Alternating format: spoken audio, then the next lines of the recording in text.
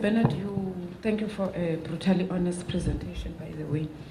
You touched on the issue of clinic supervision, and then you just flew over the next bullet, which was talking about program management. Can you indulge me on that area? Thanks. Thank you. This is Betty Nanywa from HST.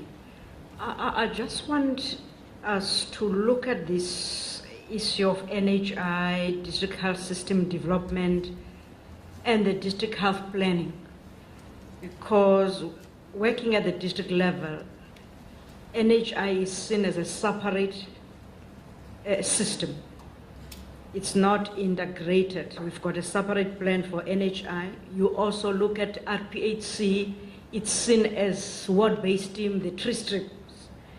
Without causing confusion on the ground, we really need to look at those systems. It's not a new system, it's to strengthen the district health system. I think it's something that we need to conscientize. You find that at facility level, they don't know what the ward-based team are doing, as if it's something else. It's not a one system. Thank you.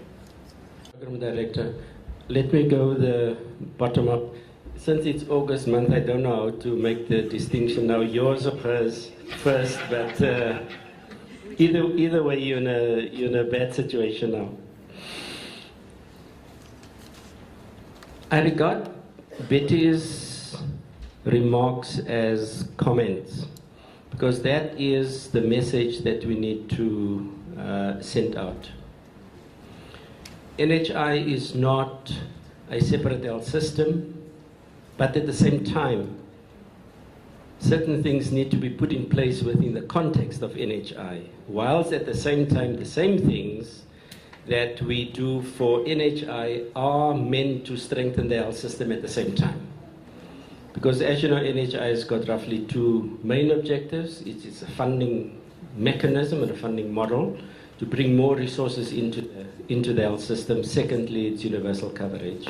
And then there's a few other things that need to happen. But essentially, it can never be seen as a parallel system because the objectives are clear. In terms of the program management, I think to a large extent, program managers are also left to their own devices. They are seen as TB manager, HIV manager, IMCI, whatever the case might be. It is within the context of how the district management team operates versus the district health services that needs to be provided. Meaning, if you have a disjuncture between where the program manager sits in relation to reporting, executing his or her duties, those will be a serious gap. Because the program people are seen to be outside the management arrangement. I've been to many district management team meetings, even sub-district management team meetings, where the program managers don't feature. Why is that? I don't know. Okay, I also don't know why this thing is fading. But the bottom line is, we need to have a closer relationship between management, those responsible for management, and those responsible for service delivery, so that we speak the same language in terms of service delivery objectives, but those who actually need to make sure that those service delivery objectives are achieved. Thank you. You? Yes. Please. I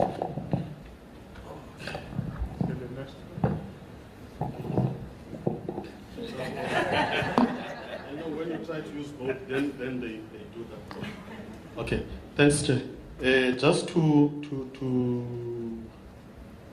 put Betty at ease, if you followed the way we presented, you will notice that this is exactly what we are trying to do. We've got even though we are presenting in terms of NHI, we actually put all the activities that are happening within the district, and we pull them, and they form part of the district improvement and facility improvement and so forth within the bigger ambit of NHI. Okay?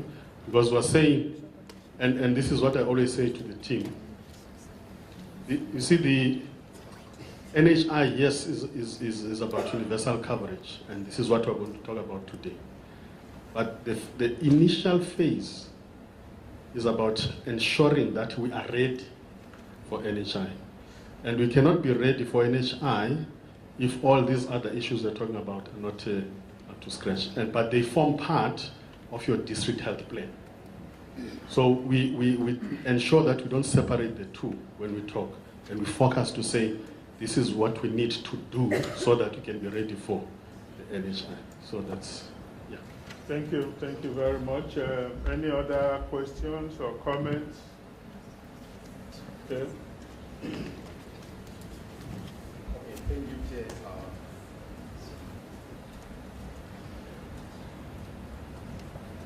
Okay, thank you so much. I'm Wiseman, investor 40. My first one is a comment, not a question. I just want to emphasize the point of attitude, which is in red, according to the first presenter.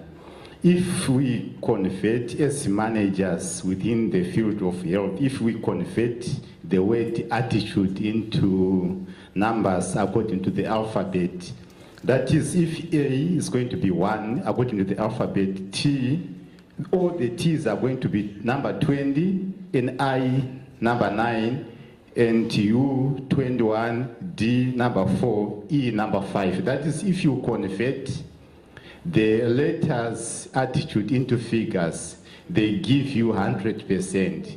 Meaning to say,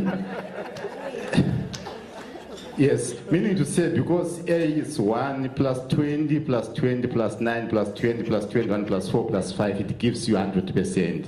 If you have got 90, if you have got a negative attitude, you are below the average. So if we emphasize this aspect of attitude, I think we should take, it should take us a little bit far, because your attitude determines your altitude as well. Now I can go to the question now. According to the first presenter, he said the development plan should set a target of life expectancy beyond 70 years. Maybe what could be done by the system in order to motivate the youth, in order to limit the practices which are promoting low life expectancy? Because from my observation, there's a little bit of awareness within the schools. At 40 as an example, it's a practical situation. 40 Alice Campus normally accommodates sporting activities for the schools. It's disheartening to see young girls doing grade 9, smoking, drinking, but they are in uniform. When I asked one of the educators, he told me that if legally you are not allowed to tell that what you are doing is misbehaving. But when I was school age going, the aspect of your fingers being suspected that you are smoking was an offense. Now you find someone drinking, but legally you are not allowed to tell that what you are doing is wrong. What can be done? Okay. And on the same note, when my wife was admitted at Vic Hospital, half of the patients in the maternity ward were students from Zuluazi and Jawaf High School. Because I asked you this because I said, no, most of the visitors are in school uniform. Why? They said, no, they are visiting their colleagues because half of the maternity ward are kids from Zuluazi and Jawaf High School. Thank you. So you're talking about maybe teenage pregnancies and so on. Yeah, who will address the questions? Yes, Mr. Kwasi.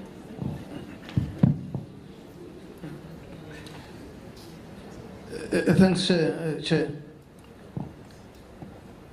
I'll try and respond, but I think that issue that is raising on how what else can be done to improve the life expectancy.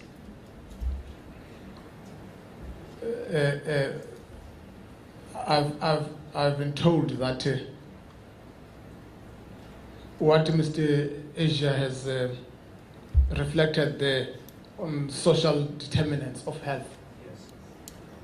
They actually contribute about 40 to 50% on the health outcomes. And there are different types of determinants. There are social determinants, economic determinants, environmental determinants, and behavioral determinants. And all of them, we must deal with them in order for us to improve the health outcomes. The behavioral ones are the most problematic, that are contributing to the problems that we have in terms of the life expectancy. If you look, for instance, at the contribution of injuries, deaths arising from injuries and accidents, is in the first 10. If you look at what the Health Systems Trust has developed in the district barometer, the deaths arising from injuries and accidents is in that top 5. It's a major contributor. And it has to do with attitudes and also our behaviors. Secondly, in the 10-point plan, there's a point number 8 there in the 10-point plan, which talks to the mobilization of communities to take health into their own hands. And I don't think we have made a lot of progress in terms of inculcating that culture on the part of ordinary people to take responsibility for their own health. And if we manage to make people to take responsibility for their own health, we will really cover a lot of ground in terms of improving the life expectancy and the state of health of the people without using any money. Because as of now, the mentality, a curative approach is so entrenched in our minds. As a believer, we will really believe in it. And it's too costly for the state. And you must invest more for you to get the positive outcomes, unfortunately. But if we emphasize on the preventative one, it's going to give us better outcomes, even quicker than the current approach that we're adopting now. So I think we must find best campaigns. In fact, I was proposing that we must step up the campaigns on that area of ensuring that people take responsibility for their own health. But we might discuss what kind of campaigns that we need to develop. But thirdly, the issue of communication is also going to address that area. We're always in the media for sometimes wrong reasons, and sometimes reactive to the what is already there.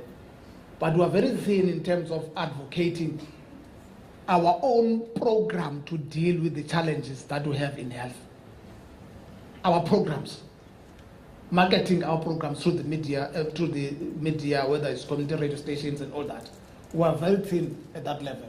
And I think if we can jack up the communication and empower people on what they need to do, we'll really reduce the number of those statistics that are very high in terms of whether maternal death or infant mortality and so on and so on. And in the process, will improve the life expectancy. And that 70 years in 2030 is very possible if we can check up those few things. Thank you very much. Wise man, I hope he has addressed your question. So you are now wiser. Session. Our guest speaker for this session is Professor Bill Siaro. He will be talking on options for governance of facilities and private sector in NHI. But before then, I would like to formally introduce him. William Siaro is the KT Lee Professor of Economics and leads a new program in health system studies at the Harvard University. Sayo received his PhD in economics from Harvard University. He's also a fully qualified actuary with extensive experience in private and social insurance. Sayo has conducted health financing and health system studies for more than 3 decades. He was actively engaged in designing health system reforms and universal health insurance programs for many countries, including the USA, China, Colombia, Poland, Taiwan, Vietnam, Hong Kong, Sweden, Cyprus, Uganda, and South Africa. This month, he designed a single-payer universal insurance model for the state of Vermont, which intends to serve as a vanguard for the USA. Vermont has passed a law based on his recommendations. His current research focuses on developing an analytical model for diagnosing the causes for the successes or failures of the national health systems. His analytical framework has shaped how we conceptualize health systems and has been used extensively by various nations around the world in health system reforms. Sayo was elected to be a member of the Institute of Medicine, the U.S. National Academy of Science. He was also elected to be a board member of the National Academy of Social Insurance. He was named the Man of the Year in Medicine in 1989 for his development of a new payment method for physician services. He has published more than 170 papers and several books, and served on several editorial boards of professional journals. Sayo served as an advisor to 3 U.S. presidents: U.S. Congress, the World Bank, the International Monetary Fund, and the World Health Organization and the International Labour Organization. He's a recipient of honorary professorships from several leading Chinese universities and several awards from his profession. Distinguished ladies and gentlemen, it is therefore my honor and privilege to invite this academic giant to make his presentation.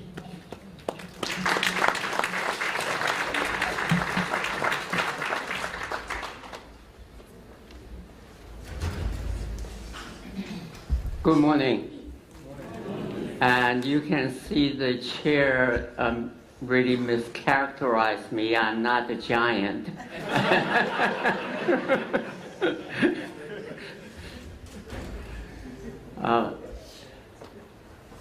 Vice Chancellor Tom and distinguished leaders and participants at this workshop, it's really an honor for me to be here because I initially came to South Africa as early as 1995, served on a committee or commission to try to see how your health system can be improved. But our recommendations obviously missed the mark, and it was not really implemented. But now I'm back, and more as an observer, as well as a student to learn about your reform effort. What you have done is already set forth to develop a universal health coverage, as the Director General already said. And the question is, how do you transform the money that the national health insurance is going to generate through premiums and new taxes into effective services? That's really, your country has already decided you're going to adopt national health insurance, and that would be funded. But the issue is, how do you make that money spent really effectively for the people, what people want? And one key element of that transforming the money into effective services depends on the governance and management. And there are other things like building facilities, human resources. But this conference is centered on governance. So that's what I'd like to do in the next 40 minutes or so, to actually try to clarify what do we mean by governance. Because I think you, the leaders, as well as other participants, program managers, you want to participate in that discussion and debate.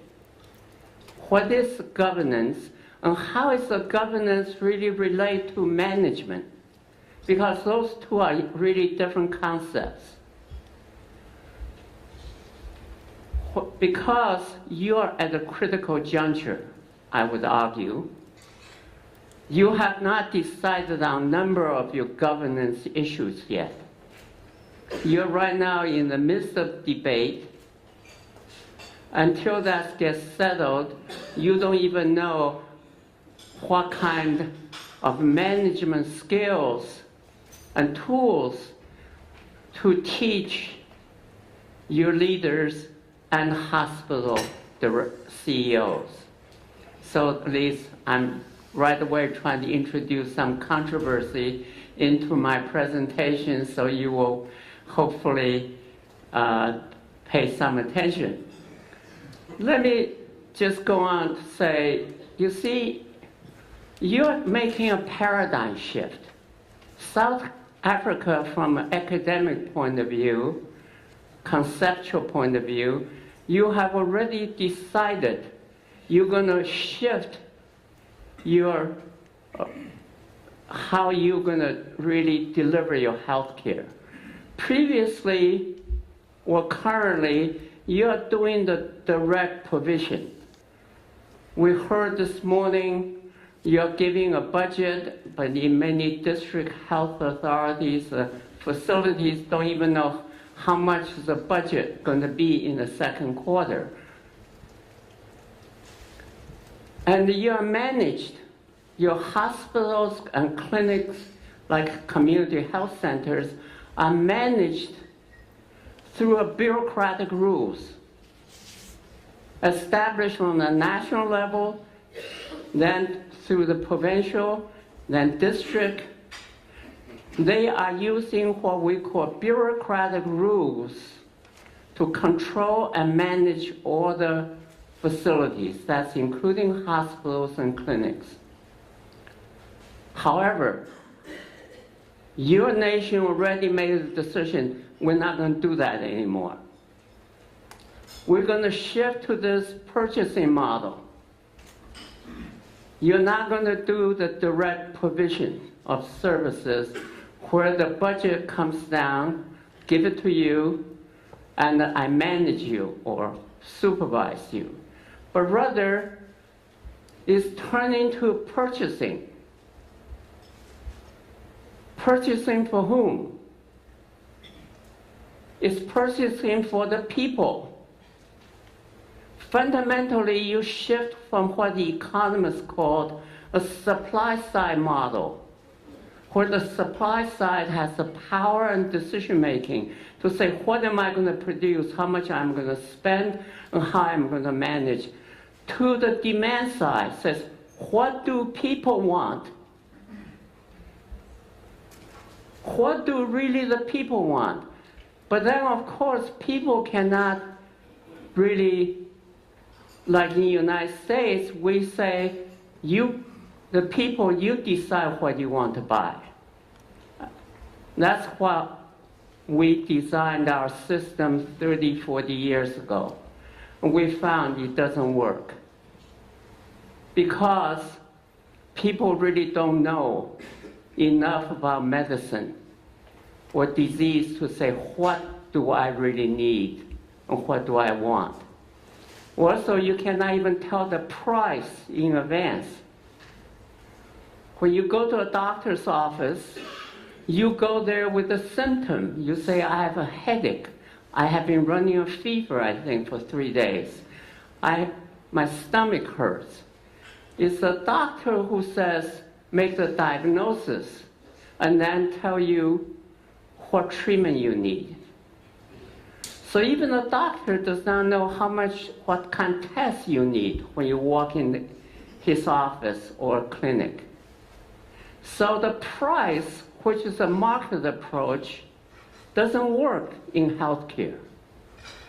So therefore, when you shift to the purchasing model, we have developed over the past 20, 30 years is you need somebody who represents the people's interest to buy. Then the question is, who can represent the people's interest? And at what level? At the national level, provincial level, district level, or it should even be lower? Your neighbor, Ghana, decided do it at the district level. So is Tanzania. But it didn't work out. Even the district councils don't have enough knowledge actually purchase for the peoples. So this is the issue you're confronted with. So let me just emphasize, you are really in your NHI, you're making a major shift. You're going to decrease the power of the supply side. You're shifting the decision making to the demand side of the equation. I hope you already know that. I'm just emphasizing for you. Then that has serious, serious implications of governance. And then before I move on to examples of governance, let me then at least clarify what does governance mean.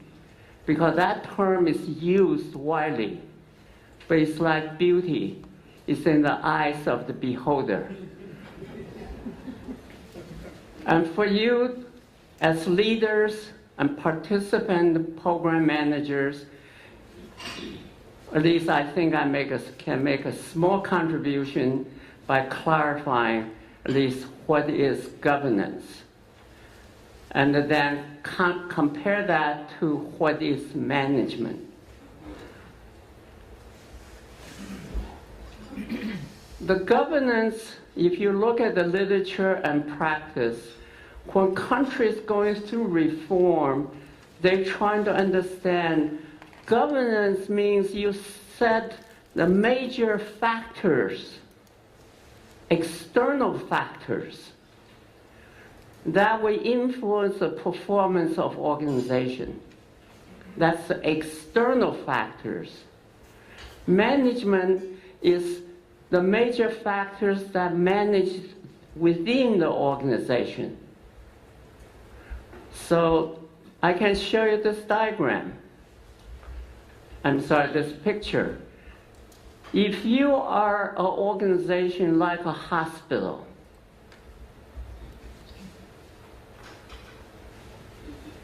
how you manage depends on external factors like governance. That is the ones who I would give you a more precise definition. And also by regulations.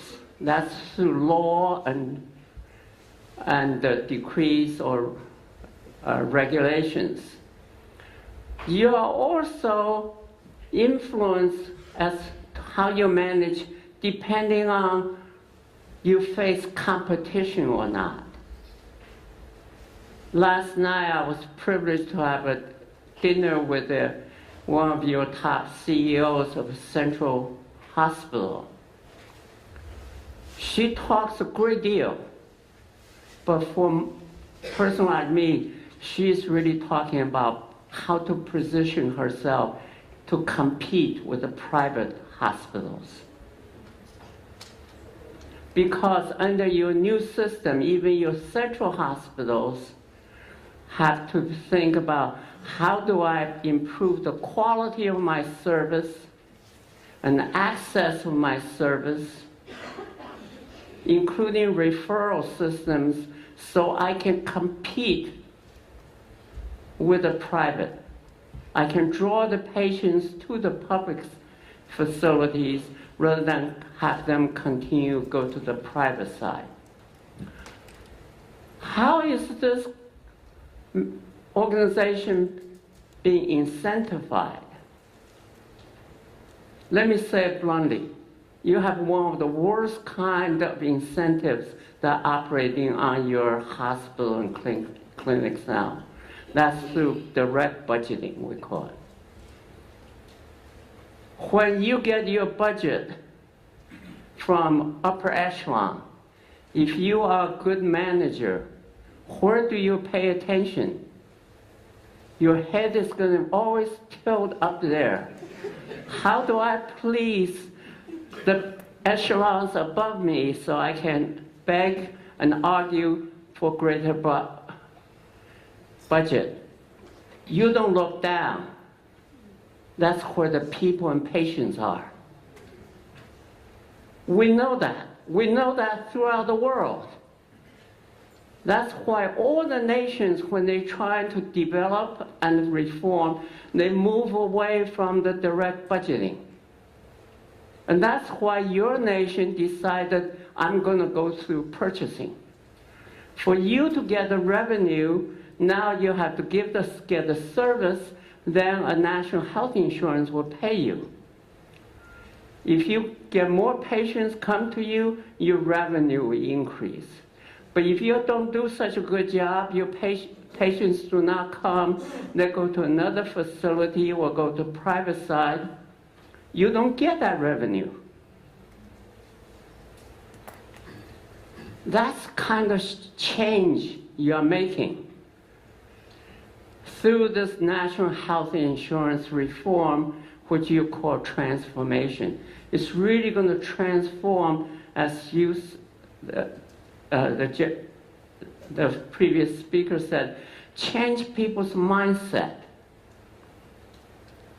And here I'm trying to just clarify what mindset you have to alter.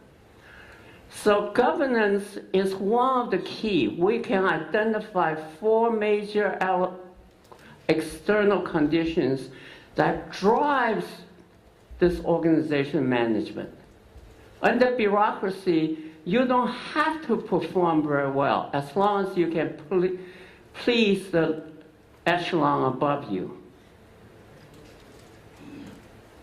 So then today I'm not going to talk about regulation or incentives or competition, but I want to just emphasize to you, under your national health insurance, all of them are going to be changed.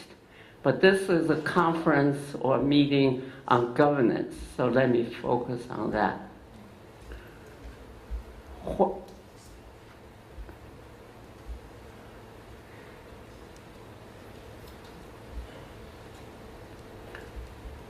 I'm giving you a definition of organizational governance.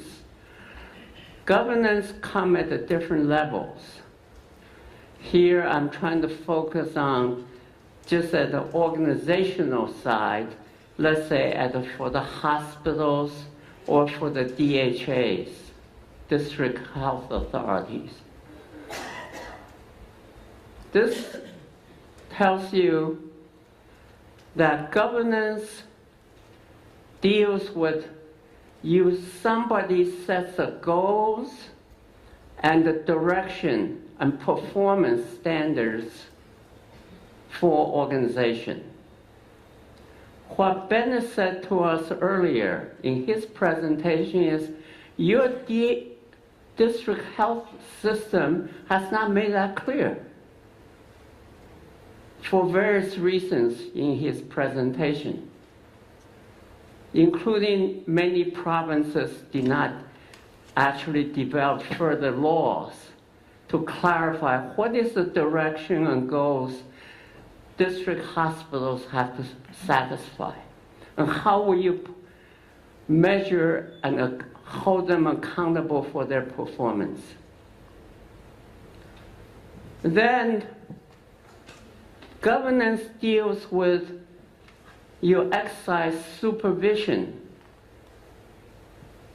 over the organization's management, not directly say who should be appointed or who should be fired, but you are delegating that to the management. Then you hold the management accountable for the performance.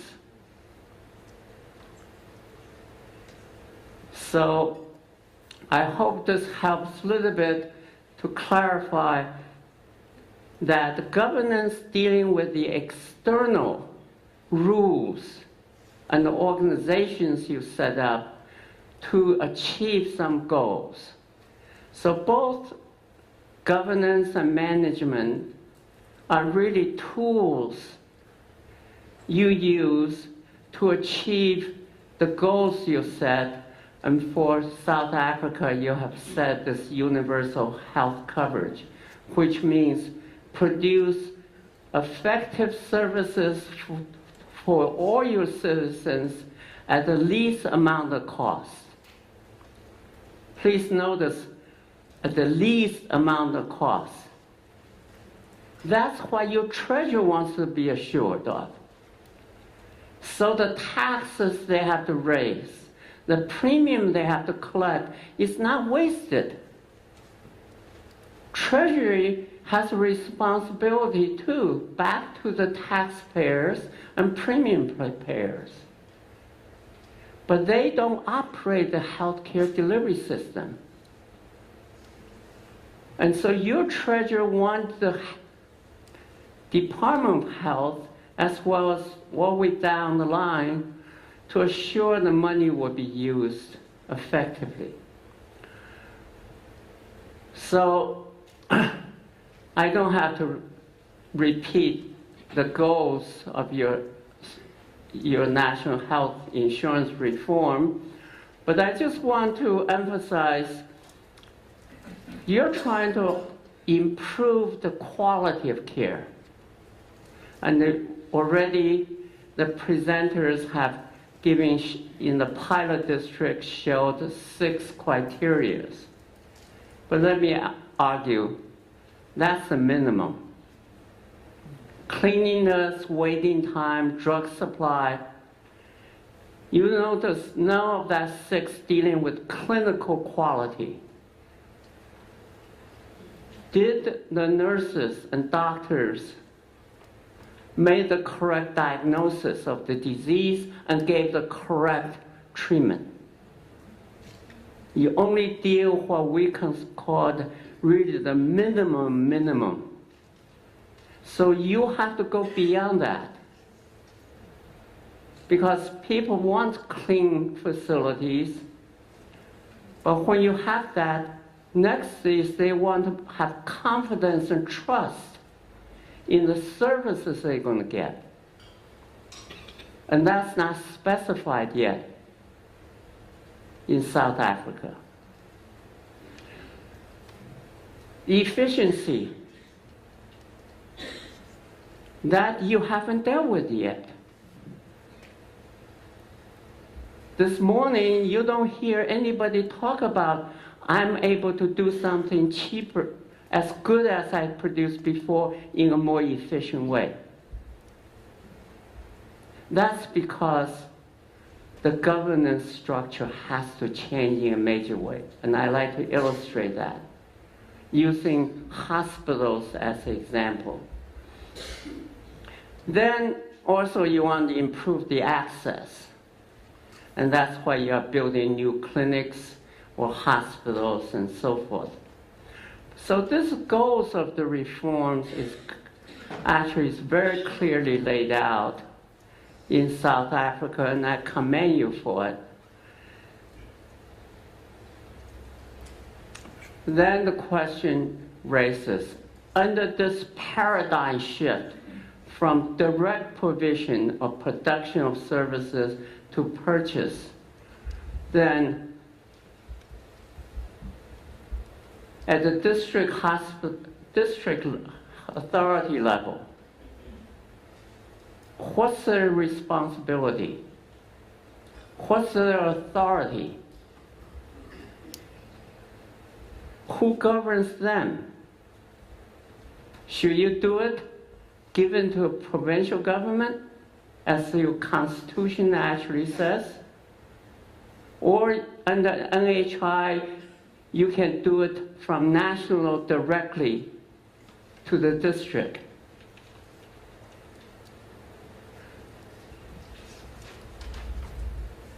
In the district level, should you have two offices? One is to do the purchasing, and one is actually do the production of services. How do they relate to each other? The purchaser's power is the purchaser has the money. The ones who has the money can set the rules. Under what circumstances I'm going to pay you. Then the people producing the service have to respond.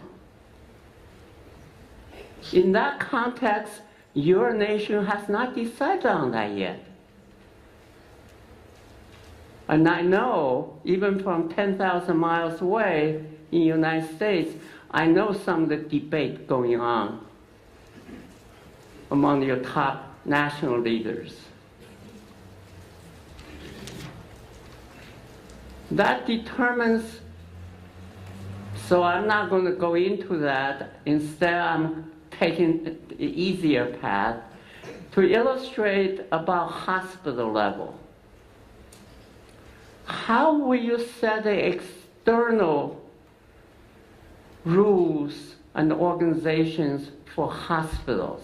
And you have at least 3 levels of hospitals, then you also have community health center. Then let me just try to relate this governance with the management, because as I explained, the governance sets the external conditions and rules, then the managers then manage. Then you call the question, are the managers have the competency and the skill and knowledge to do that? But that's also related to how much what we call decision space you give to the managers. For example, your funding now going to shift to insurance.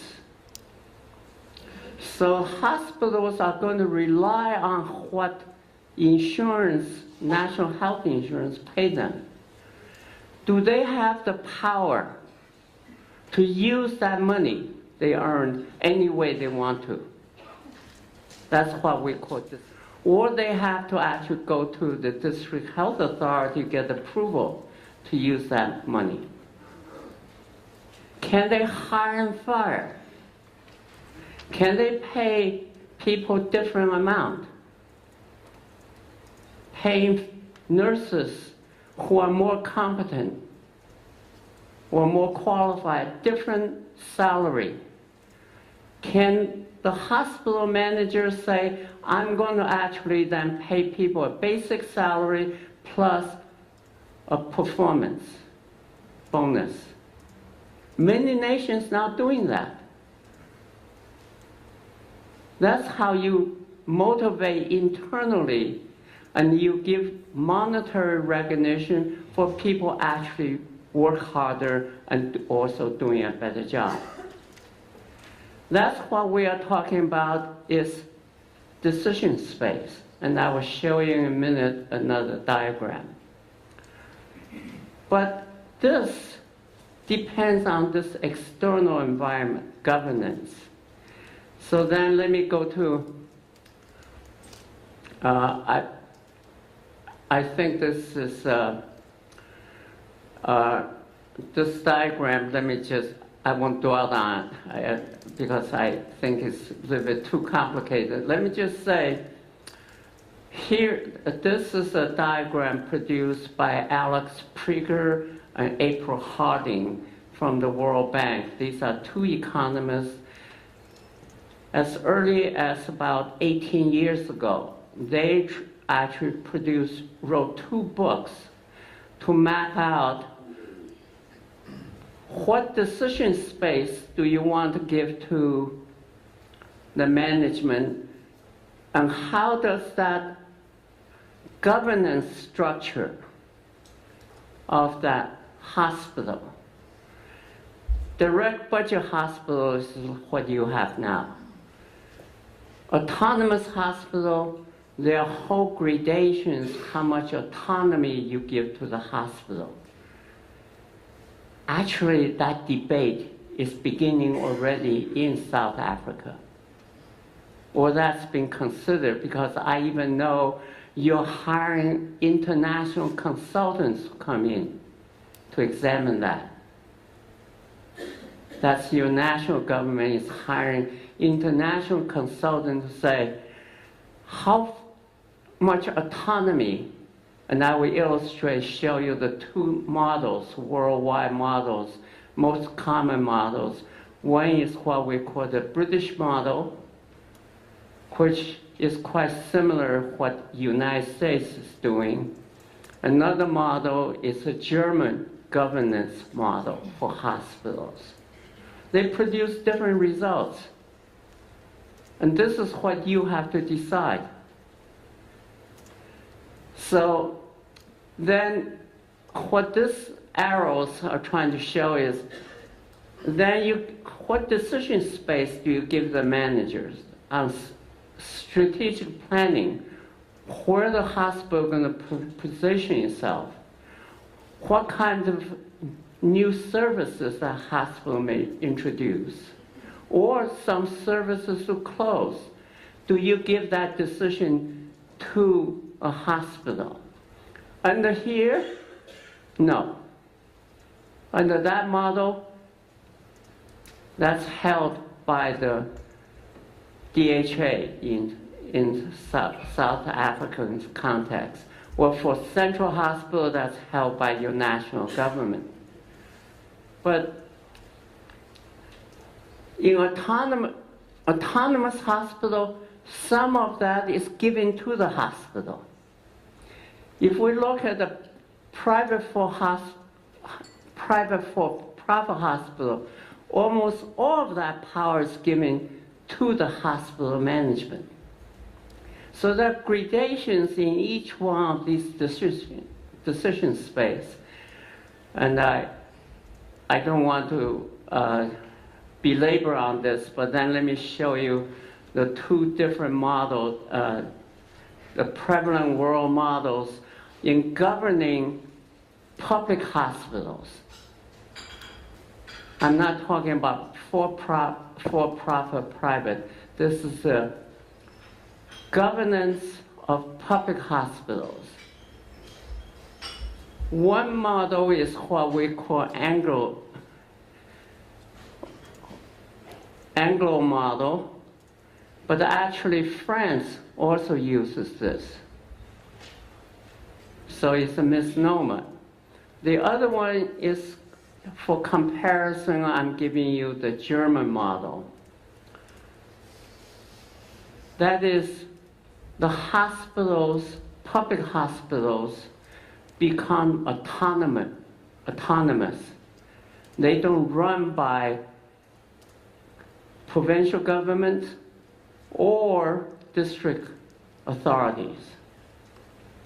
They create one board. Under the Anglo model, they create one board. And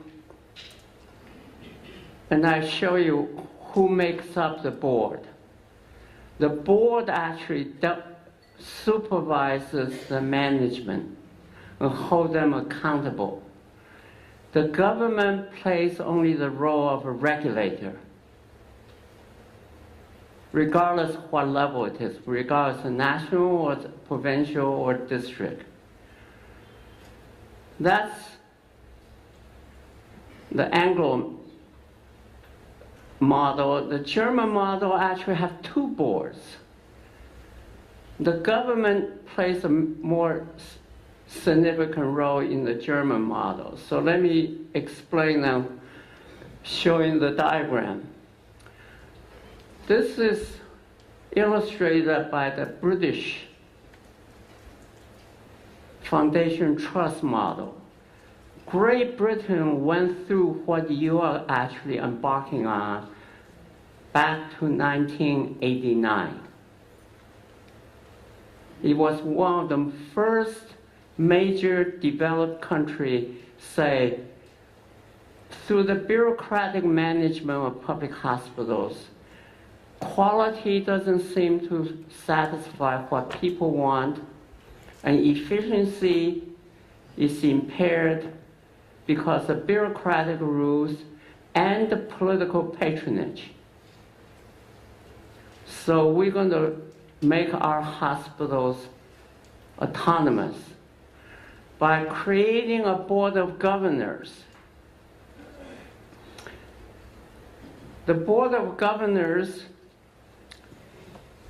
come from not only staff, patients, but local citizens. Usually those are the most prominent local citizens who are willing to contribute their time free to try to improve to make sure the services the hospital delivers satisfy the community. Also, on that board, usually government or the British national government also appoint 1 or 2 members out of 10. Then they designate non-executive directors. Usually it's 5 or 6. These people meet almost every week to look over what that CEO is doing, how the hospitals help the CEO to resolve the problems or approve his or her actions. This is quite similar to the United States. I served on 2 hospital boards in the United States. These are all nonprofit hospitals. This larger board, we met monthly. We get a report from the CEO of the hospital. Let me tell you, we don't get the whole truth. The CEO only wants to give us the good news and hide all the as much problems or the failures as he can.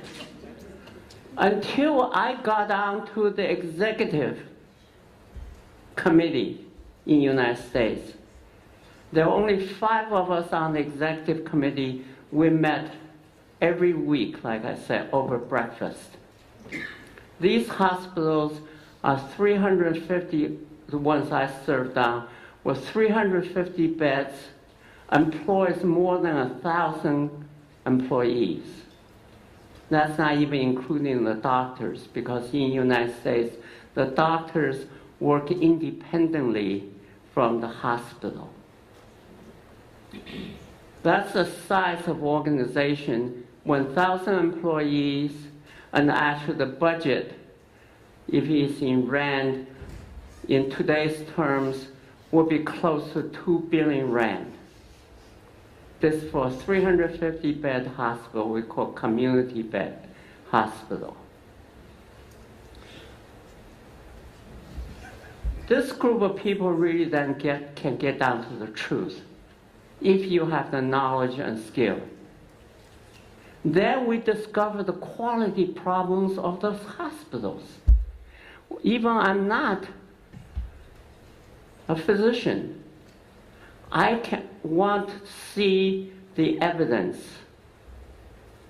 I want to see the autopsy results. We devote tremendous amount of time to supervise the CEO, hold him accountable or her accountable. In Great Britain, this CEO has a team, medical director, nursing director, HR director, and financial director. This is what we call a single board model. And then let me compare. And you can see the government here is basically only doing policy, regulation, and also trying to actually is serving the so-called stewardship role. This is the German model. You can see right away they have two boards, and they are actually reporting back to the government, but back to the Senate, regional Senate, or maybe it's your provincial MEC. There's a supervising board which is made up these people, but you see it's not only government officials. There are two kinds of board members. One is voting and another is non-voting. And in Germany, you can see the staff is represented and so with the patients as well as the community. Then there's the management board, which are the ones who actually do the management. And the management board report to the supervising board, and supervising board then report back to the regional government. I can tell you, your country right now is thinking, which model do I follow? I don't have time to give you all the different alternative models in the world. Singapore has another model. Hong Kong has another model. Countries are experimenting with this governance structure. You can see when the governance structure varies for the hospital, the managers are held accountable to different group of people. And usually the key is the community have representation on the boards. So let me conclude by saying, your country right now is facing the difficulty of making decisions within your political and context. How do you create a governance of even district?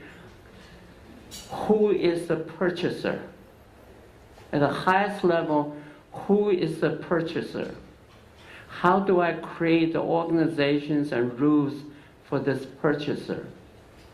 Then does the purchaser then set up independent organizations all the way down to the district level? Should that organization, how that relates to the delivery side? That is, people are really producing the services. In terms of your public hospitals, how do you change the governance? And you have 3 levels of hospitals, central, regional, and district. They may come with different models because your central hospitals, usually they're academic, related to academic institution. So that university must play a role in that governance. because central hospitals are not only responsible for patient care, but also responsible for research and education. So the board composition or the autonomy has to be different. So I think you're entering into a very exciting era. Your government has not decided yet. And your government is scouting the world to see what other countries have done, what's their experience, what's the evidence, which one works best and which one doesn't. Then your government have to decide within your political and the legal context what you will do, both for the purchaser's role, the role of the DHA, and also the hospitals and community health clinics. To me, that's an exciting time. That's what transformation really means. It's really not doing things in the usual way, in the usual organization or accountability. It's going to be transformed to something very different. So I wish you good luck. Thank you.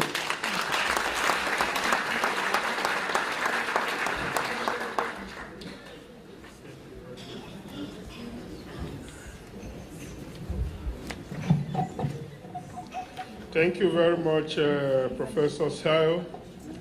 Colleagues, it's not common to listen to a Harvard professor. So while he was presenting, I just focused my mind at that Harvard University, you know, imagining the lecture that we were privileged to have here. We've heard a lot about Harvard University. We know it's a leading university in the world. And to listen to a distinguished professor from Harvard University is a rare privilege. So let us really applaud him again.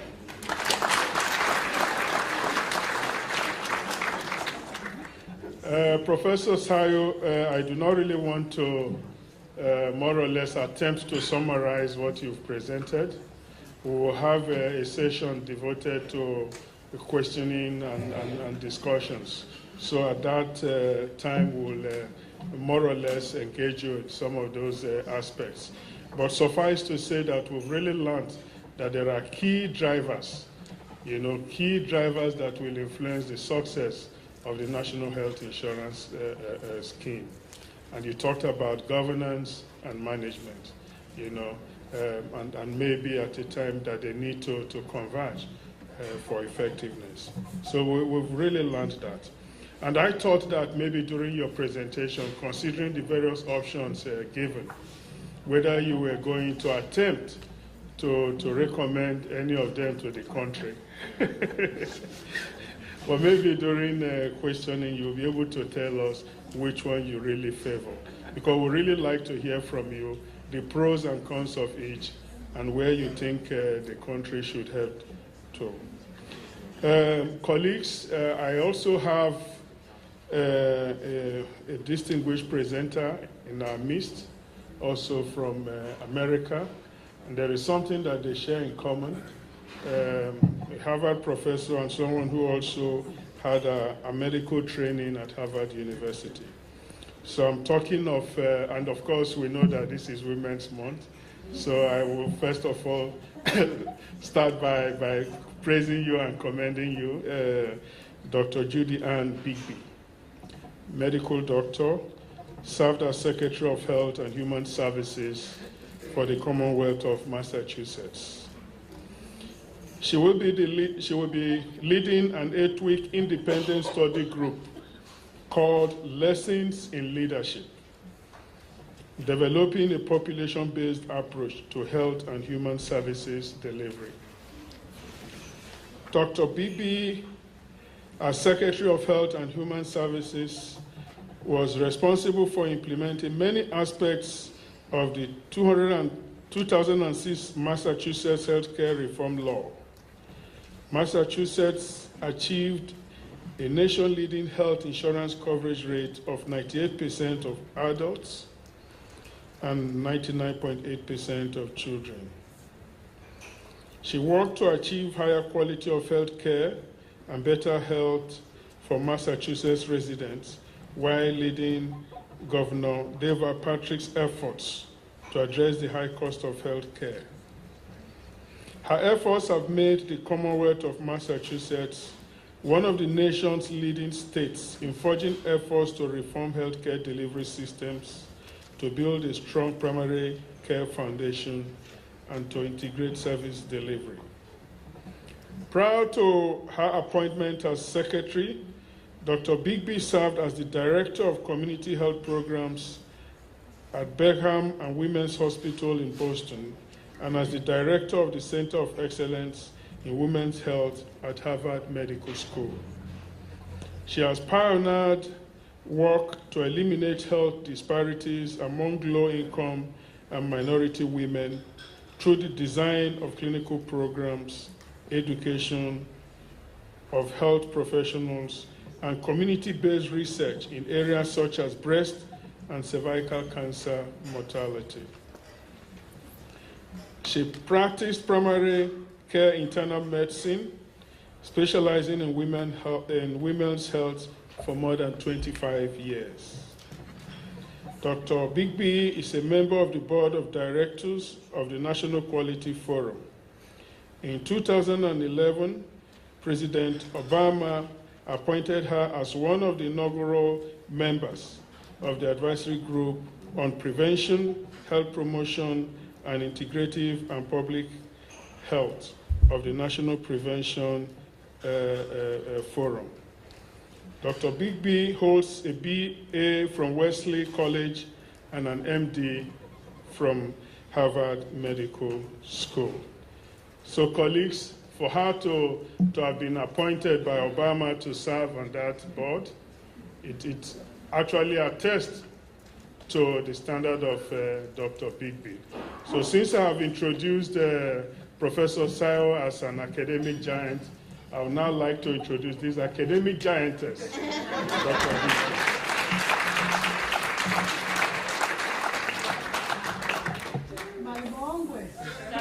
Where I'm from, though. But I thank you, Professor Obi, for that introduction. Where is the, oh, here it is. I don't have anything to put that on. So, unfortunately, yeah, okay, this will work. I want to thank Chancellor Tom and the University of Fort Hare for having and sponsoring this morning, or this today. It's tremendous to see you all here. I also want to thank Professor Pinky Seiko and Professor Stephen Hendricks and Mary Teseo, who have been our host really during Professor Shao and my visit here to South Africa, and we really appreciate all that you have done. I also want to thank the leaders from government who are here. As someone who worked in government for 6 years at a very high level, I feel your pain, and I know what it's like to be responsible for reforming something when there's resistance and uncertainty, and everybody thinks when you get to the other side it will be wonderful and good, but in between getting from the status quo to the other side, there's a lot of pain, uncertainty, and discomfort, and people respond to that in ways that can be really difficult to manage. But some of your speakers this morning talked about some of the things that you can do to get through that transformation. So I'm going to point some of those things out as I go through this. I'd like to know a little bit about who you are in the audience. So I'm just going to ask some questions, and if people don't mind raising their hands, it would help me a lot just to get the context. How many of you are here from the Department of Health or whatever level of health from your area? Okay. Oh, just about everybody. And how many of you are clinicians, doctors or nurses? Okay. Medical doctors or nurses. Okay, good.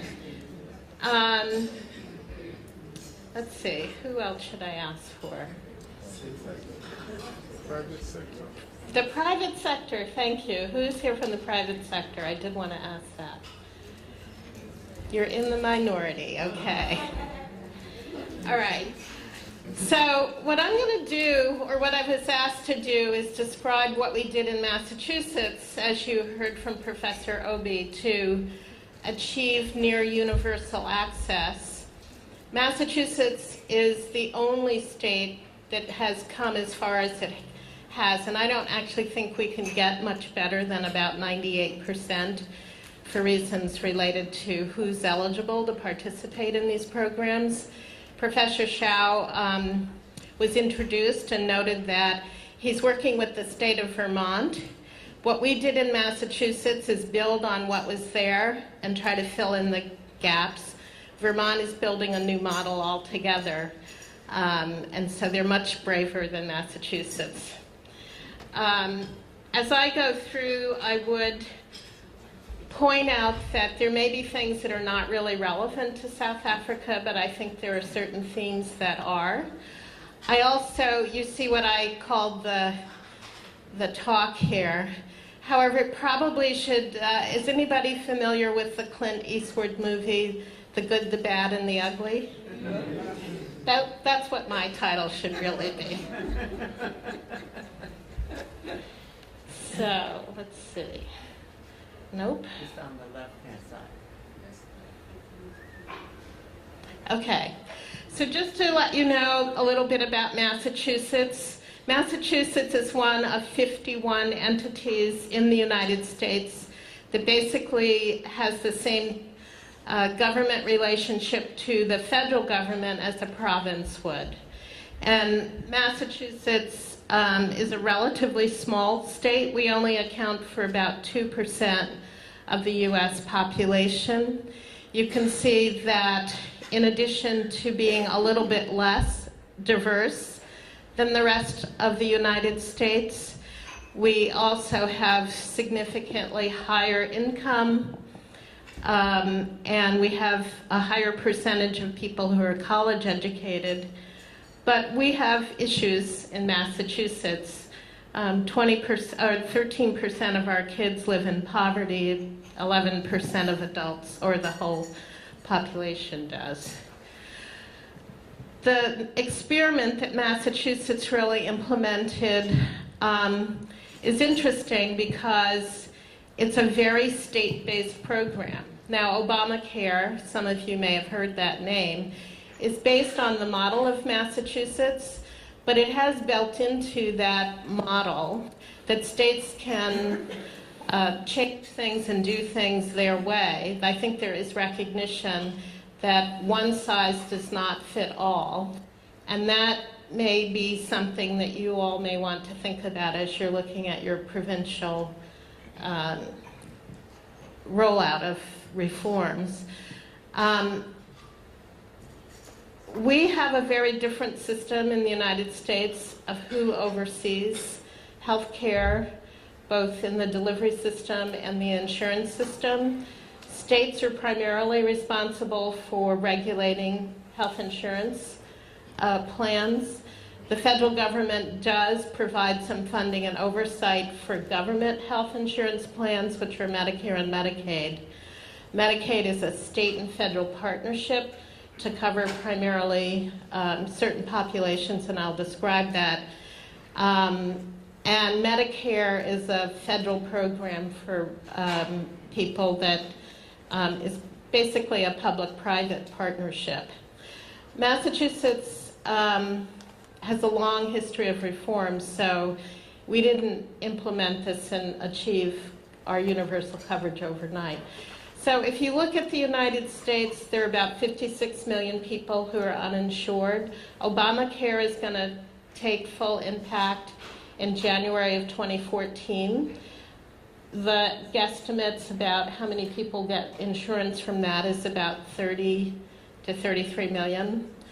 But if you're uninsured, basically you pay for your own care, or you don't pay for it, and then somebody else, either the private sector through insurance, or the government subsidizes what care you consume that you didn't pay for. Most insurance in the United States is acquired through employers. People who are employed can opt to accept the insurance that their employer has, or they can purchase insurance on the market just like they go out and buy a car for themselves. Before Obamacare, Medicaid, the government program, covered basically children who were poor pregnant women, or women who were parenting very young children, disabled people and the elderly. The cost of this program is shared between the state and the federal government.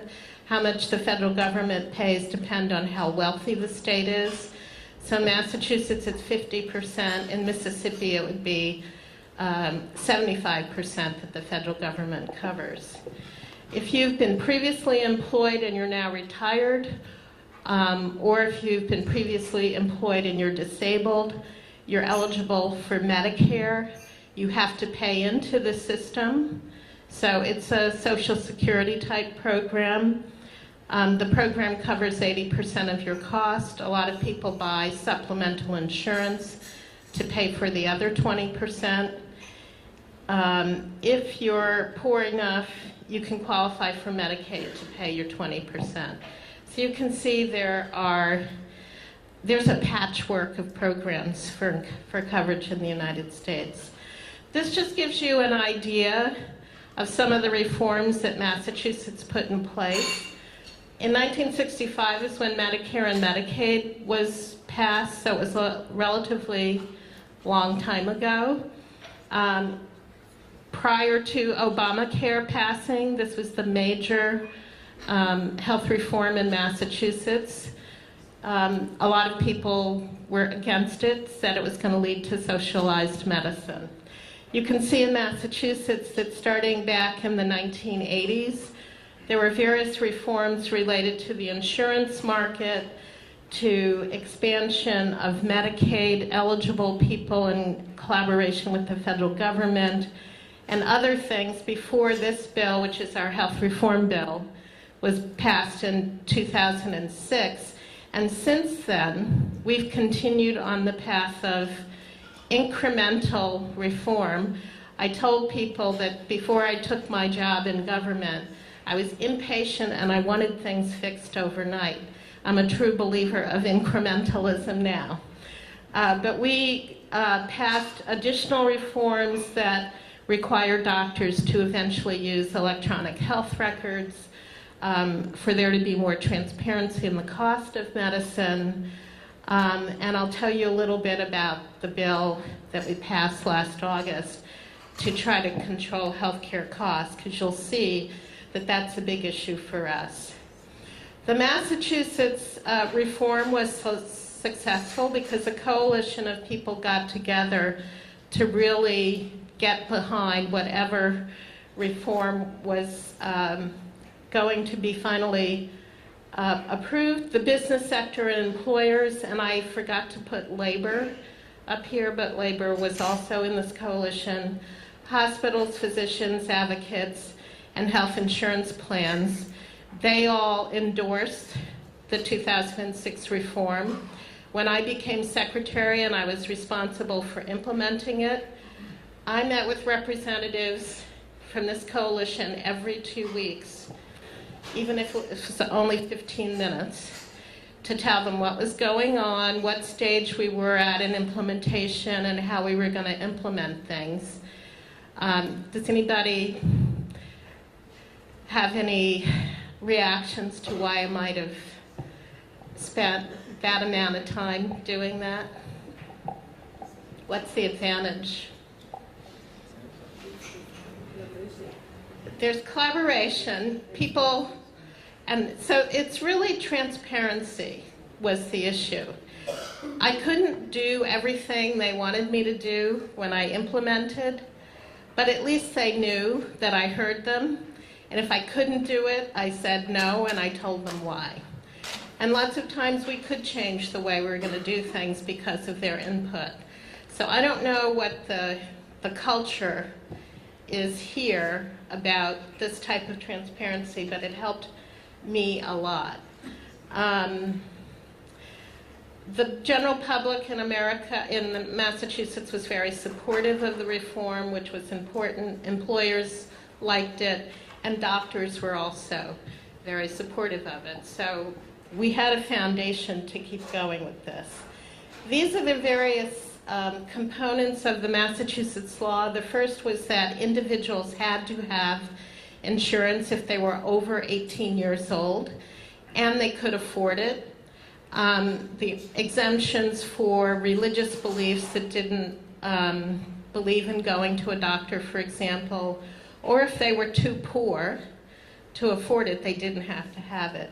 Employers had to offer their employees insurance if they employed more than 11 people, and if they didn't, they were fined. They were assessed a fee. The government put money into expanding coverage by expanding eligibility in the Medicaid program. We got permission from the federal government to do that. And then the Massachusetts created a whole new plan called Commonwealth Care, which was for people who were not eligible for Medicaid, but they couldn't afford private insurance. So this is a government subsidized, what Massachusetts actually calls a private plan. And then there were options to make health care more affordable for people who were buying insurance for themselves, and to make it possible for young adults to get insurance if they were not in jobs where they could afford it, by either allowing them to stay on their parents' plan or developing special products that were cheaper. So for example, it didn't include drugs. There was a new authority created that had some very important responsibilities. It was a public-private board with government officials and with people from the private sector. They basically were responsible for administering the subsidized program, and I'll show why that may not have been such a great idea, but it's going away in any event because of Obamacare. The Connector Authority developed a web-based program where people could go online and find insurance for themselves and purchase it online. So that was a very new innovation that seemed to work. The other thing the authority had to do was define what the minimum insurance package was. So it was called minimum credible coverage. Again, this is a partnership between the public and private sector with government and private. And I know that one of the questions you're asking is what's going to be covered in the government program. The other thing they did was establish what it meant to have affordable insurance. So they defined the benchmarks for what was affordable depending on people's income. I'm going to, well, no, we aren't taking questions yet, is that right? So this is a very brief description of how the Connector Authority defined minimum credible coverage. You can see that it included all preventive and primary care, and people had to be allowed to go to the primary care clinician, a doctor or nurse, at least 3 times before they had to pull any money out of their pocket. Emergency services, hospitalization, ambulatory services, mental health services, and in Massachusetts, the legislature has passed bills over the last 25 years that require insurance companies to cover certain services. and so those had to be there.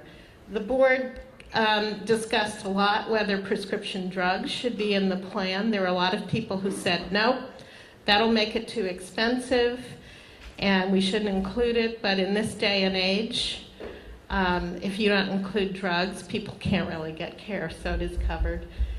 People had to share the cost of the subsidized package. There were limits, though, on how much they had to put out. These are obviously all in US dollars, but there were limits to how much people had to pay out of pocket. If they reached that limit, the health plan had to pay for any additional cost without charging more out of pocket.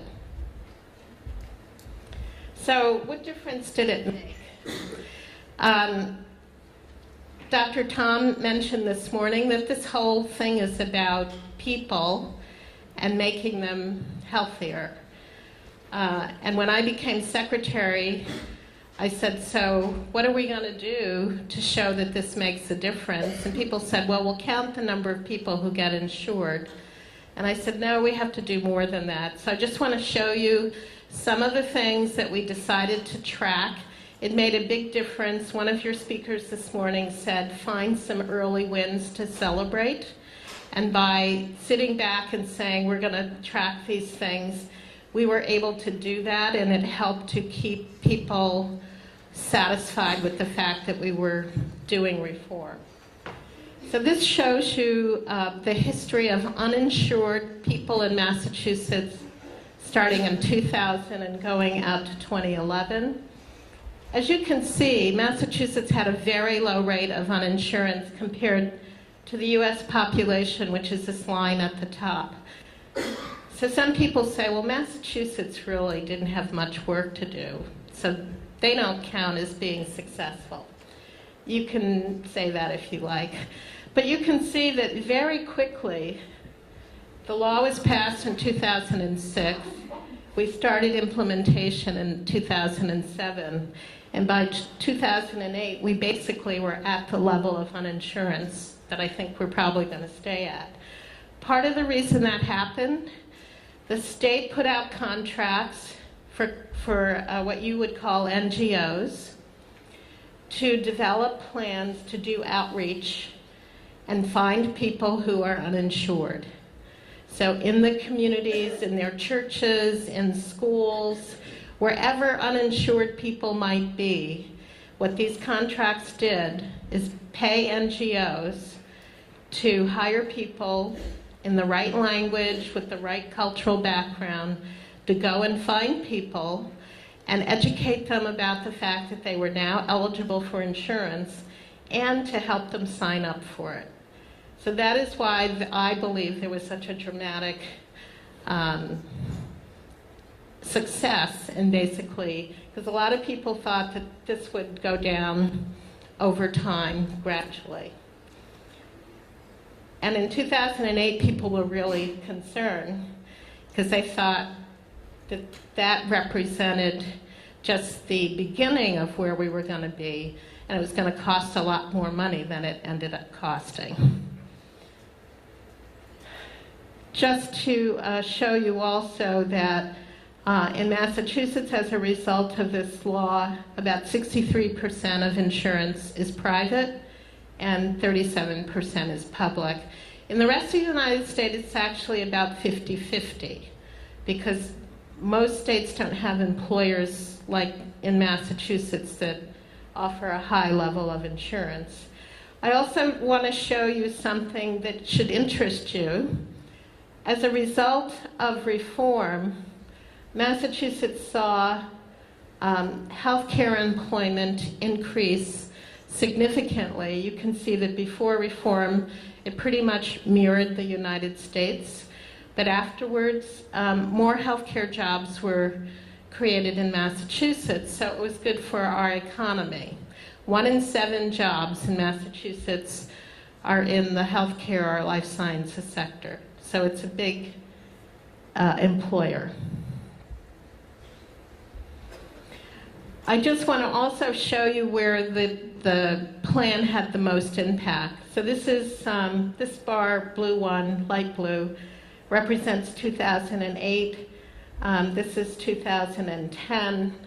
And what it does is show the progress for uninsurance for people who were very, very poor, people who were somewhat poor, and then for people who we would not describe as poor. And you can see that the impact on the poor population was significantly different than it was for people who weren't poor. They already had insurance.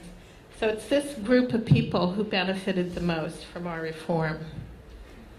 So being able to stratify and look at subgroups so you can measure the outcome was important. Now, one of the things that I know you're trying to do is base your reform on a strong primary care foundation. In Massachusetts, we don't have a strong primary care foundation because doctors and nurses graduate from training with very large debt, and primary care physicians are paid about 50% less than specialists. We have an unbalance of specialists and primary care doctors. And so that was a problem that we anticipated. And so we started a public partnership to try to attract primary care doctors to come to Massachusetts by saying, we'll help repay your loans. And we were able to attract more than 200 doctors and nurse practitioners to come to Massachusetts as a result of this program. Most of the money came from the private sector. Bank of America was our biggest donor.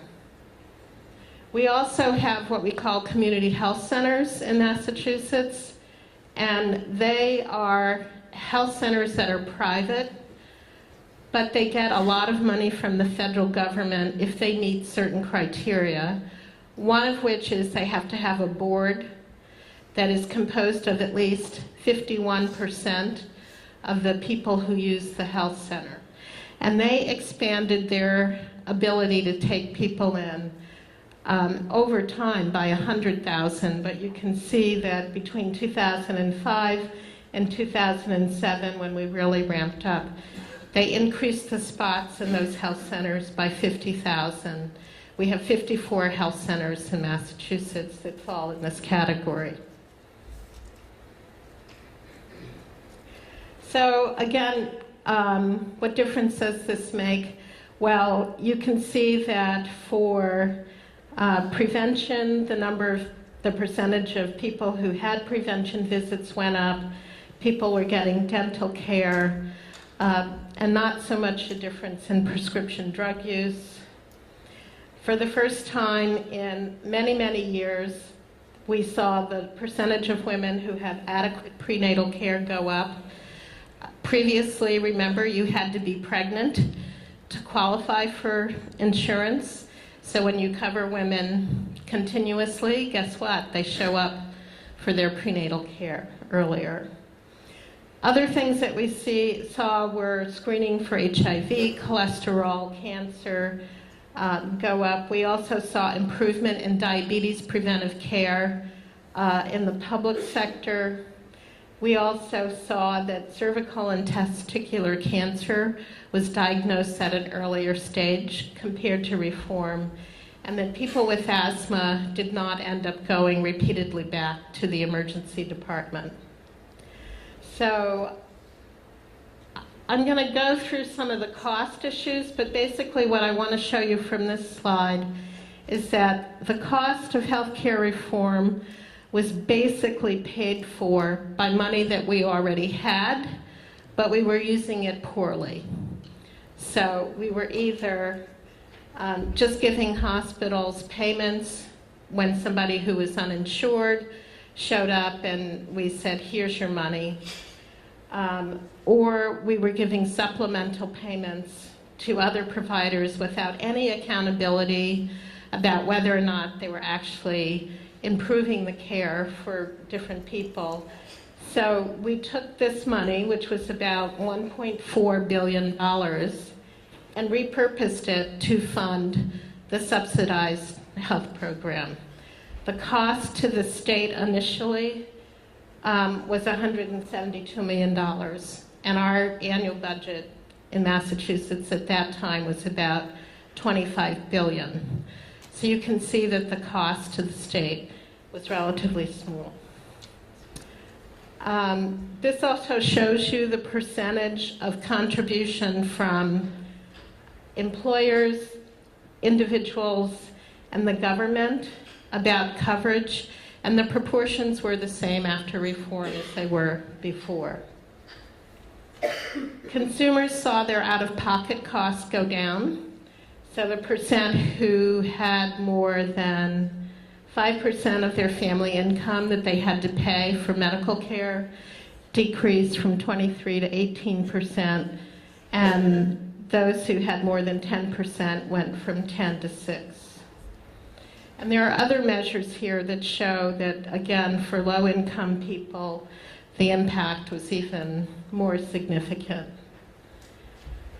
This also shows that people who had an unmet need for health care but didn't go for any reason decreased during the time that we implemented reform.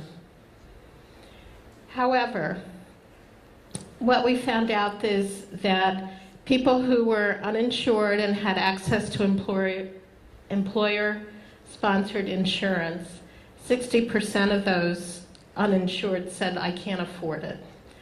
And for people who were individuals and who were self-employed or whatever and were uninsured, half of them said it's because they couldn't afford it.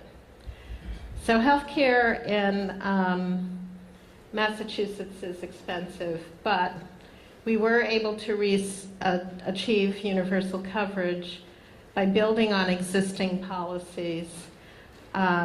We did find that there was a positive impact on access to care and health status. We afforded it by repurposing dollars we already had and with federal support. And we know that costs are a problem. So if you look at this slide, you'll understand why.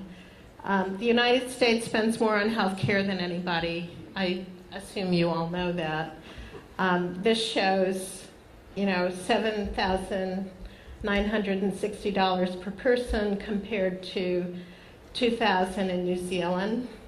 And in Massachusetts, it's $9,000 per person. So we're the most expensive in the United States, which I guess makes us the most expensive in the world, which is not a good thing to be.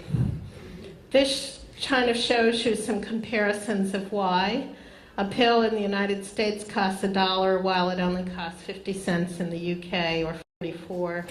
In France, our physician fees are high, and for all that money, we don't have the best quality of care. Overall, of the OECD countries, we rank pretty much near the bottom quarter.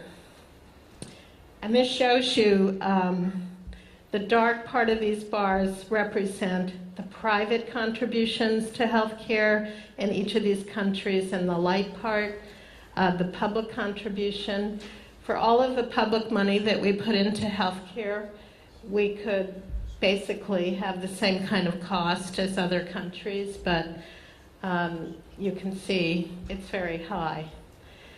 And this shows you hospital spending per discharge, and you can see that hospitals are very expensive in the United States. So we did some forecasting of what healthcare costs we're going to do in Massachusetts. This red line represents healthcare projected spending, and you can see it's way above any other economic indicator, wages, the consumer price index. This is the dollar amount per person projected out to 2020, and it was projected to go from about $10,000 in 2011 to 17, almost 18,000 in 2020. There's no way that anybody can afford that.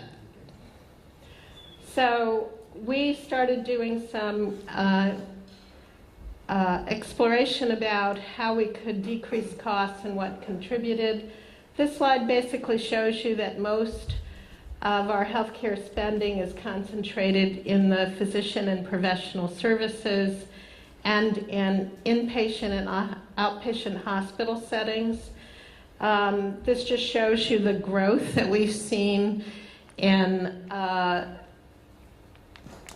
all private spending in Massachusetts for 2 years after reform, 7.5% and 6.9% growth over 2 years alone.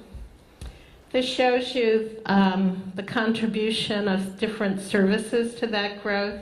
And again, it's physicians and outpatient and inpatient hospital, which accounts for the growth. This shows just again the inpatient growth, which was very high. Now this shows what composes that growth. After all, spending is determined by both price and the quantity of services. And what happened here is that you see that overall the change is 8.5%. The price, however, went up a little bit more, and utilization actually went down. So pricing is a big issue in Massachusetts. This slide shows you the difference between prices for common DRGs in Massachusetts for teaching and non-teaching hospitals. These would be what you call central hospitals. And the bars here represent the lowest and the highest. The little orange boxes represent the median price. And you can see that there are huge differences and that teaching hospitals cost a lot more than others. So when we tried to look into this, what we found is that most of the increased spending was due to increased prices, not utilization.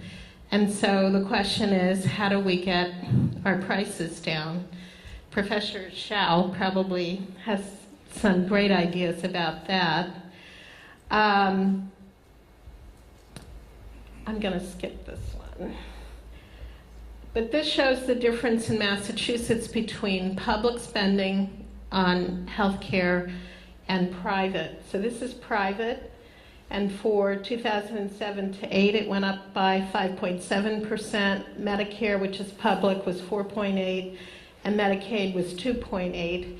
And this is what was happening to our per capita state product. It was negative in 2008-9. But again, healthcare spending growing more than the economy is not good. This shows the difference between what private payers pay and what the public payers pay for hospital care. And the hospitals think we pay too little. I think the private payers pay too much. There may be some common ground that we could get to, but this kind of gap in payment is a big problem in the United States, and one that leads to a lot of controversial conversations. So we developed a strategy to try to address healthcare costs, which included government being a good steward of the public funds, making sure that we were doing all we could to make our delivery systems as good as we could, payment reform, moving away from fee-for-service pricing, and also engaging consumers more to pay more attention to their prevention and primary care.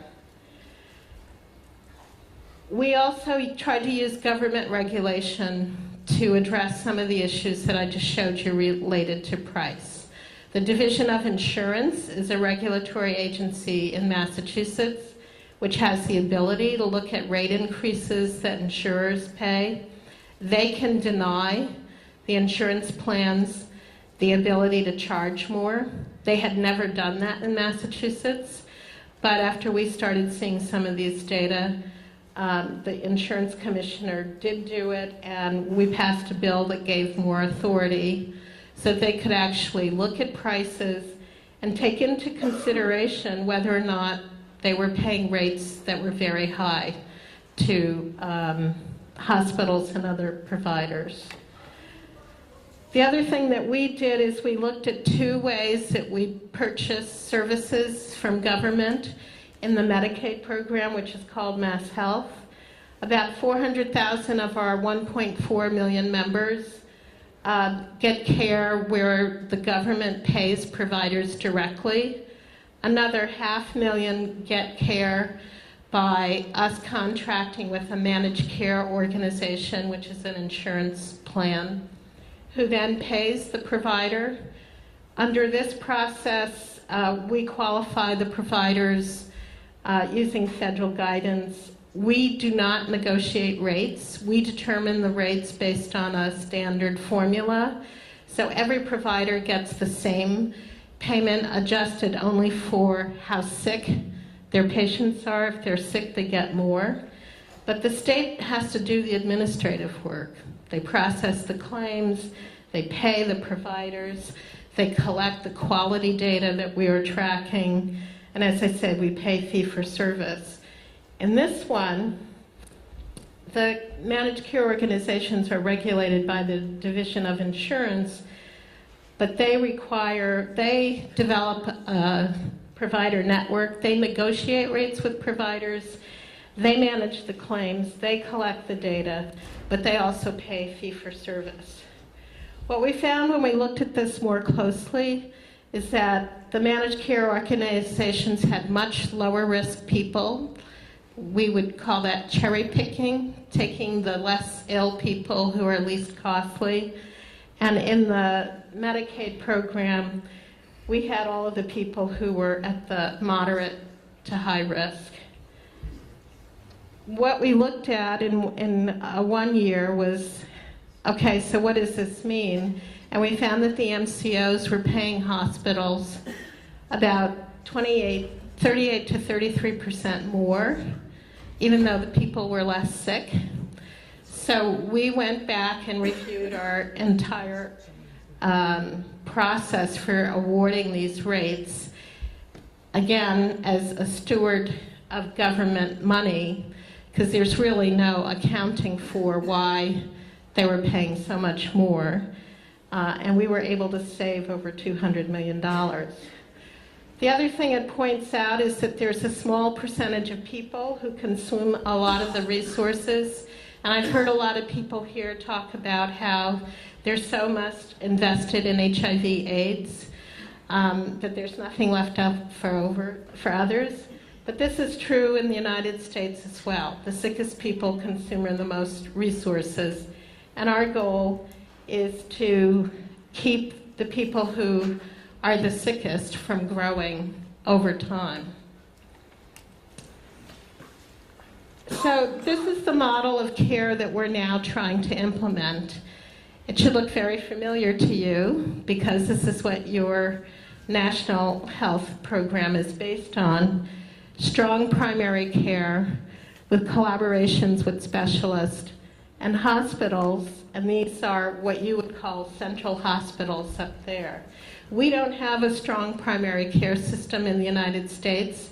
We did some analysis that showed that if we were to increase primary care, we could improve quality and access and decrease cost. So we actually did an experiment where we put out a competitive proposal for people to come and show us how they would redesign their primary care. We got 46 practices to work with us. This was a 3-year project over time. We evaluated it. They basically had to show that they were redesigning their system and incorporating all of these components into primary care. What we found from initial analysis is that quality of care did get better and that there was decreased emergency department visits so that the costs were lower. The reason we focused on primary care is for all the reasons that you know. It's cheaper, it gives better access. There's lots of information about what the value of primary care is in populations. We have been in the United States in a situation where we made hospitals the center of the universe, as I call it, where they had all the control over the money and tried to filter it down to primary care physicians, and that model did not work. They weren't able to provide better integrated services. They did not control cost. In fact, cost actually went up in some cases, so we did not want to use this model when we developed our new primary care structure. There also is an analysis that shows that we need to pay primary care doctors more, and so we developed this primary care payment model, which is basically a capitated payment based on the population they're serving. They can qualify for extra payments if they meet certain quality thresholds. They can also, if they save money, keep some of the savings. We, again, put out competitive bids for primary care doctors to participate in that, and have over 60 practices that are doing this. Our analysis shows that by using this, we can save on emergency department visits $400 million, preventable hospitalizations $580 million, general overuse, and redesigned care for end of life. This is the model that we hope will come out of this.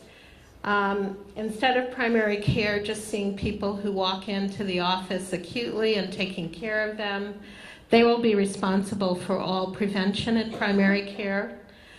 If this is an asthma patient, asthma is a very big problem in our state. We have the highest rates of asthma among children of anywhere in the country. More than 25% of school absence is secondary to asthma, and so kids don't do well in school because they aren't there. So this is a big deal for us. We did an experimental pilot where we showed that if we gave primary care providers extra money for community health workers who went to the home to look at these kids and find out why they were so severely ill, that it was things like too much dust in the home, things they were allergic to, parents not educated about how to give them medicines. And having this model decreased the visits to the emergency room significantly. So that's the model we are working on. In August of last year, the state legislature passed a bill that basically put the state on a budget. And it said that every year there has to be a cap on how much private and public health care spending can grow in Massachusetts. In this 2013, it's 3.6%, which I think is too high because I think growth has slowed down since our recession. The problem with this bill is if healthcare spending goes above 3.6%, there's no penalty. So the state has no authority to do anything about it. But if they were actually able to keep growth down, over 10 years, it's estimated they would save about $20 billion in spending in the public and private sector. So we were able to get people more insurance. It improved their access. It improved their health. But healthcare costs are a big problem in Massachusetts, and we're way behind your vision, I think, for building a strong primary care foundation. All of our money goes towards expensive hospitals with high technology, and it's too disproportionate, and we can't keep up those costs. So we're hoping that this will help us. And I think that's it. Yes, thank you. Thank you very much, Dr. Bigby, at least for sustaining our interest. We know it's getting to lunchtime, and most of us are feeling a bit tired and dizzy. And so we'll just make this session on questions very, very brief. But just to thank you again once more for your erudite presentation on the healthcare plans of Massachusetts, ranging from the cost to consumers, the challenges, the capping of cost, and so on. I'm particularly interested about the capping of cost. When you said that the costs are usually deducted after 3 visits. Would it be 3 visits within a defined period or not? But I'm not asking you a question now, just maybe there'll be time for that. Sorry. My name is Tabos Beko. Just a couple of points, Chair. Hopefully towards the end, when we run out of time, we'll have more discussions on these 2 presentations. It's just to say, Professor Shaw, that when we're asking people to come to this workshop, we also told people who are managing our HR and our finance. Because you know people like us in the system have been saying these things, but we don't get listened properly. But hopefully that they understand where the direction we're going, and therefore there should be a difference between an HR manager in health and an HR manager in other departments, because now they understand the context. Hopefully, because I think the people who obstructed us to be slow are finance people, treasuries. I did invite someone from Treasury here. I don't know whether they are here. Okay, it was late. One of the things which is consistent in all what is saying is the issue of primary health care push and decentralization, Prof. But to me, you did talk about the hospital part, which I think is the easier one. The one which worries me more is the non-hospital one, the governance for that kind of environment. And I'm not so clear in my mind what is the best way to govern that. But also, I know, having worked with you, that you're going to shy away from this. I think we need to explain in this system what is the role of a provincial office, what is the role of a district office. Because I think we get this obstruction because people see other things. I think we need to, if you can just touch on that. The last thing for me, Prof, I don't know how to do this, but I think it's very important maybe to reflect what is a governance structure in a Cuban system, where with little money, they've got the best outcomes. I think it might be in terms of governance perspective, maybe we can be astride both NHI and the Cuban system and see how it goes. Thank you. Thank you, Dr. Sibeko. My question, I've got 2 questions for Professor Bill. The first one is, I would like him to advise us as South Africans to say at which level should purchasing be done, because he said he showed us the direction and he can see where we are going as South Africans. At level of governance, at which level can it be done? And then the second question is, can he advise us or just give us examples of the role of the private sector in this context of health reform, comparing the role of the public hospital and the private hospital, and how can he think maybe we can liberate or leverage on the strengths of the public or the private hospitals. For Dr. Judy, I saw a very good presentation about how they succeeded in their area. But what I want to know is, in all the systems that they implemented, was there any form of corruption that experienced? And if yes, how did they deal with it? Except that corruption now has a new name. Any form of leakages. Yeah, leakages is more modern now. Yeah. So let's. You want to ask? Yeah. Okay. Then after you, so that they can just. Thank you. No, just yours and then they respond. Thank you to the two presenters for those excellent presentations. My comment, I've got two comments, but also in the form of proposals. The first one is around this decision space model. There's a few of us in this country that were taught by Tom Bossett about that, specifically. The other lady who should be in this room is Nomalanga, by the way. So you've got a source here on that particular issue. So my proposal is that thinking and the modeling on decision space is critical in terms of how do we rethink roles and responsibilities, and also therefore levels of accountability. Because if you really apply the model, it should teach you, when you apply certain rules, what is your own strengths and weaknesses in terms of decision making from where you're sitting or standing or lying down. Okay? So in other words, if you're a district manager and you apply the model, it should tell you, what are my parameters? How far can I push this particular point before I need to say to the HOD or the Director General, I think you need to intervene at this level. So within the context of setting up NHI, I think it's critical that perhaps through the leadership program, we expand on that in terms of parting the skills that can assist in further strengthening the governance issue.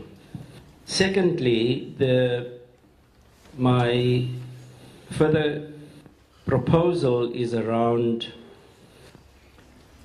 whilst it looks like a done deal, we're going to have the District Health Authority as part of NHA. If we could have further models or experiences in terms of the pros and cons of having the DHA the way we envisage it to function within NHI. Thank you. Thanks. So we'll just allow them to fill these questions, then we'll take a second round of questions. Professor Sir? Wow.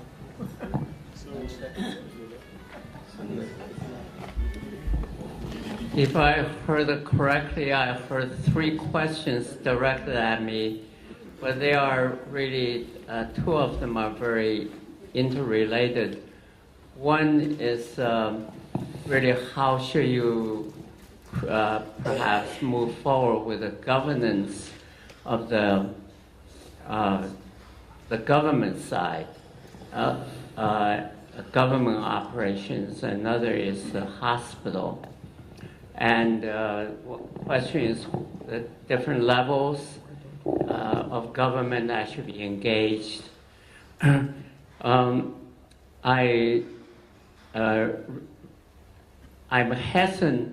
hesitate to really say what I think is the best solution, because I don't pretend I know South Africa that well. But I don't want to dodge, I won't dodge that bullet completely.